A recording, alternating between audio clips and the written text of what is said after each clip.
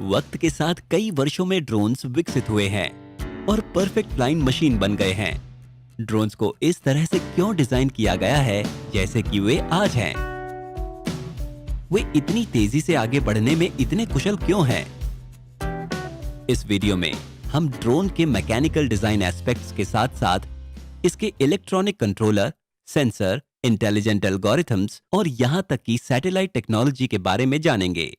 तो आइए एक परमिटेड ड्रोन से शुरू करते हुए सबसे मॉडर्न ड्रोन पर आगे बढ़ने की एक डिजाइन यात्रा शुरू करें। आइए सबसे पहले सिंपलेस्ट ड्रोन डिजाइन से शुरू करें, एक सिंगल प्रोपेलर डिजाइन। एक प्रोपेलर वाले ड्रोन्स ड्रोन को हवा में उड़ता हुआ रखने के लिए पर्याप्त लिफ्टिंग फोर्स प्रदान करते हैं, लेकिन इस ड्रोन को कंट्रोल करने का कोई तरीका नहीं है। ये केवल इतना कर सकता है कि वर्टिकली ऊपर जा सकते हैं और वापस नीचे आ सकते हैं। एक और परेशानी ये है कि इस ड्रोन की बॉडी प्रोपेलर के विपरीत दिशा में घूमती रहेगी, जो न्यूटन के थर्ड लॉ ऑफ मोशन का परिणाम है। आप देख सकते हैं कि मोटर का स्टेटर रोटर पार्ट को आवश्यक टॉर्क प्रदान करता है। थर्ड लॉ के अनुसार इसका मतलब है कि रोटर को भी स्टेटर पर वापस बराबर मात्रा में टॉर्क देना चाहिए। क्योंकि स्टेटर ड्रोन की बॉडी पर फिक्स होता है, इस रिएक्शन टॉर्क के वजह से ड्रोन में अनचाहा स्पिन होगा। तो क्यों न दो प्रोपेलर्स का इस्तेमाल किया जाए?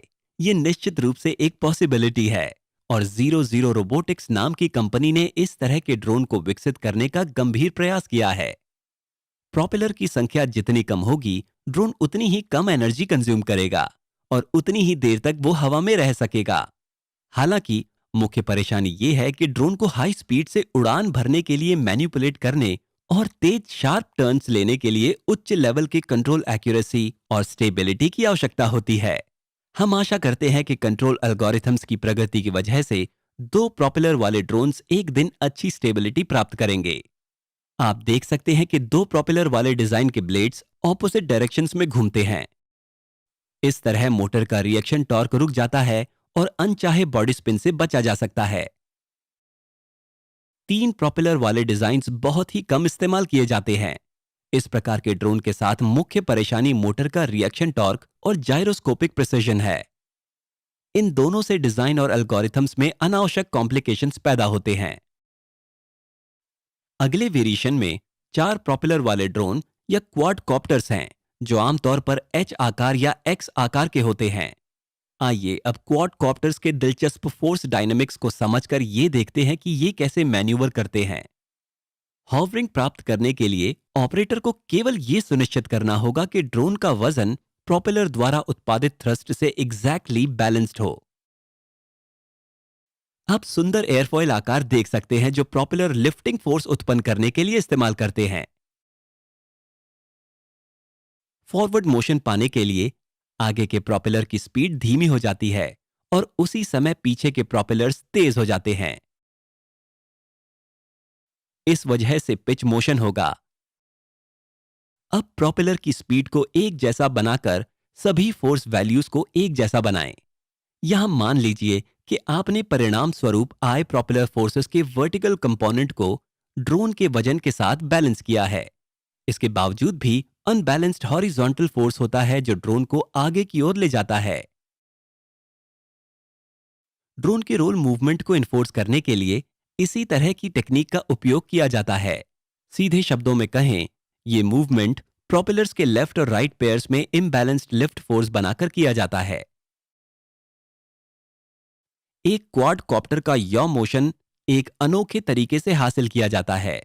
इस वीडियो की शुरुआत में हमने मोटर के रिएक्शन टॉर्क और ड्रोन पर इसके प्रभाव के बारे में सीखा। इस तरह के अनचाहे स्पिन से बचने के लिए क्वाडकॉप्टर ड्रोन्स में एक डायगोनल पेयर दूसरे पेयर के ऑपोजिट घूमता है। ये टेक्निक रिएक्शन टॉर्क को पूरी तरह से कैंसिल कर देती है। हालांकि यदि आप ड्रोन को हिलाना चाहते हैं या उसे घुमाना चाहते हैं, तो आपको केवल ये सुनिश्चित करना होगा कि ये रिएक्शन टॉर्क कैंसिल ना हो, जिसे आप एक डायगोनल पेयर की स्पीड को कम करके आसानी से प्राप्त कर सकते हैं। रिएक्शन टॉर्क प्रोपेलर की स्पीड के समान रूप से प्रोपोर्शनल होता है। अंत में एक नेट रिएक्शन टॉर्क उत्पन्न होगा और ड्रोन यॉ मोशन प्राप्त कर सकता है। जाहिर है क्वाडकॉप्टर ड्रोन सबसे स्थिर होते हैं। तेज स्पीड से चलने और तेज मोड़ लेने की क्षमता के साथ इनका उपयोग लगभग हर उद्योग में किया जाता है। अब ड्रोन के ब्रेन पर आते हैं। मान लीजिए कि एक ड्रोन अचानक हवा के झोंके से टकरा जाता है। ऑपरेटर को हर एक प्रोपेलर की स्पीड और रोटेशन दिशा को 1 सेकंड से भी कम समय में कंट्रोल और रीएडजस्ट करना होता है, अन्यथा ड्रोन क्रैश हो सकता है। किसी व्यक्ति के लिए इस स्थिति को हाथ से कंट्रोल करना मुश्किल होता है। ये इस प्रकार के सिनेरियो हैं जहां ड्रोन का सबसे महत्वपूर्ण हिस्सा बचाव के लिए आता है, इसका फ्लाइट कंट्रोलर। फ्लाइट कंट्रोलर को एक छोटे बुद्धिमान पायलट के रूप में माना जा सकता है, जो अंदर बैठकर किसी भी तरह की कठिन परिस्थितियों में ड्रोन को नेविगेट करता है। ये ऑपरेटर को अप, फॉरवर्ड, याव आदि जैसे सरल नियंत्रणों का उपयोग करने में सक्षम बनाता है, जिससे ड्रोन ऑपरेशन वीडियो गेम की तरह सरल हो जाता है। इस रिजल्ट को प्राप्त करने के लिए फ्लाइट कंट्रोलर को विभिन्न सेंसर्स से बहुत सारे इनपुट सिग्नल्स की आवश्यकता होती है। ड्रोन सेंसर्स की दिलचस्प दुनिया में आपका स्वागत है। आपको यह जानकर आश्चर्य हो सकता है कि मॉडर्न ड्रोन में ज्यादातर सेंसर्स का आकार चींटी के बराबर होता है। ऐसे छोटे सुपर एक्यूरेट सेंसर बनाने के लिए मेम्स टेक्निक का इस्तेमाल किया जाता है। ये वास्तविक में चलते फिरते अंगों वाली एक छोटी सी मशीन है। इस समूह में सबसे महत्वपूर्ण सेंसर एक्सेलेरोमीटर्स, जाइरोस्कोप सेंसर्स और मैग्नेटोमीटर्स हैं। इन तीनों सेंसर्स को IMU इनर्शियल मेजरिंग यूनिट में एक साथ रखा गया है। IMU ड्रोन सेंसर्स का राजा है। ये एक्सेलरेशन और रोटेशन को मापता है। इस एक्सेलेरोमीटर मेम्स सेंसर में जैसे ही ड्रोन एक बल का अनुभव करता है, प्लेट्स के बीच मूवमेंट होता है। एक दूसरे के बगल में रखी दो प्लेट्स में कैपेसिटेंस उत्पन्न होता है। जब प्लेट्स के बीच की दूरी बदलती है तो कैपेसिटेंस भी भिन्न होता है। कैपेसिटेंस के वेरिएशन को आसानी से इलेक्ट्रिक सिग्नल्स में परिवर्तित किया जा सकता है और गणना के लिए कंट्रोलर में उन सिग्नल्स को भेजा जा सकता है। तीनों दिशाओं में एक्सेलरेशन प्राप्त करने के लिए हमें 3 एक्सिस एक्सेलेरोमीटर की आवश्यकता होगी। जब हम जाइरोस्कोप को भी यूनिट्स में शामिल करते हैं तो फोर्स वैल्यूज के साथ हम विभिन्न विमानों में रोटेशंस को माप सकते हैं। ड्रोन का ऑल्टीट्यूड डिसाइड करने के लिए मेम्स आधारित बैरोमीटर सेंसर का उपयोग किया जाता है।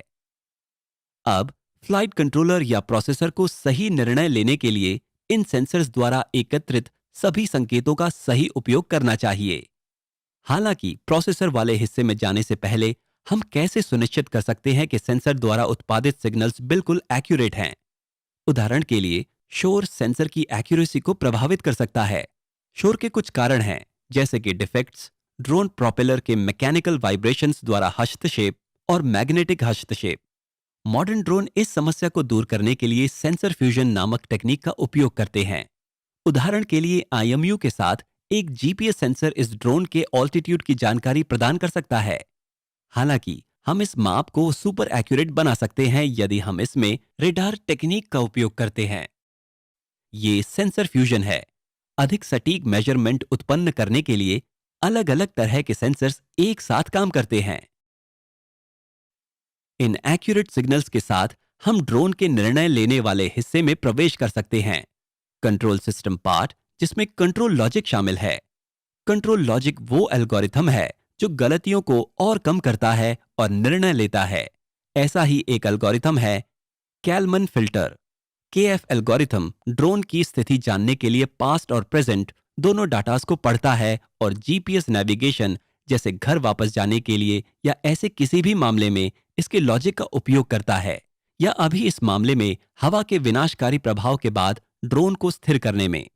अंत में वही KF एल्गोरिथम जिसे लॉजिक गेट्स और ट्रांजिस्टर्स आदि वाले प्रोसेसर में फीड किया गया है, वे BLDC मोटर्स की स्पीड को नियंत्रित करने के लिए स्मार्ट डिसीजन लेता है। हाँ, 4 BLDC मोटर्स की स्पीड को स्मार्ट तरीके से कंट्रोल करके क्वाडकॉप्टर ड्रोन किसी भी चुनौतीपूर्ण वातावरण का सामना कर सकता है। वर्तमान में DJI नामक कंपनी कंज्यूमर ड्रोन मार्केट में लीडिंग कंपनीज में से एक है।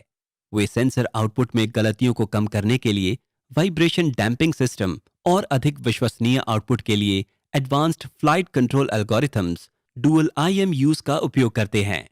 सोफिस्टिकेटेड एल्गोरिथम्स सफलता की चाबियों में से एक है। दूसरी ओर DJI की तुलना में पैरेट, ऑटल और यूनिक जैसी कंपनीज के पास कंज्यूमर यूएवी ड्रोन्स में उतना मार्केट नहीं है। इन ड्रोन्स में DJI के ड्रोन्स के साथ मिलने वाले रिफाइनमेंट और फिटनेस भी नहीं होते हैं। हम पहले ही देख चुके हैं कि कैलमन फिल्टर एल्गोरिथम द्वारा BLDC मोटर्स का स्मार्ट कंट्रोल ड्रोन की एक स्थिर और सुखद उड़ान सुनिश्चित कराता है।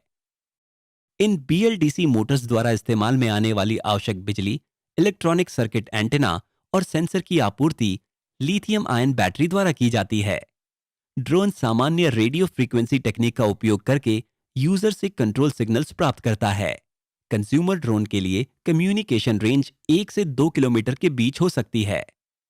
अब एक दिलचस्प सवाल, क्या होगा अगर ड्रोन गलती से इस कम्युनिकेशन रेंज से बाहर चला जाए? लापता ड्रोन को वापस पाने के लिए मॉडर्न ड्रोन्स GPS और टावर आधारित इंटरनेट टेक्निक का एक साथ इस्तेमाल करते हैं। GPS की मदद से ड्रोन शुरू करते समय ऑपरेटर होम लोकेशन पहले ही सेट कर लेता है। इस तरह खोया हुआ ड्रोन सुरक्षित रूप से अपनी होम लोकेशन पर वापस आ सकता है। हम आशा करते हैं कि आपको संपूर्ण ड्रोन वर्किंग सिस्टम को डीकोड करने में मजा आया होगा। मिलते हैं अगली वीडियो में। जाने से पहले हमारी टीम का हिस्सा बनना न भूलें। धन्यवाद।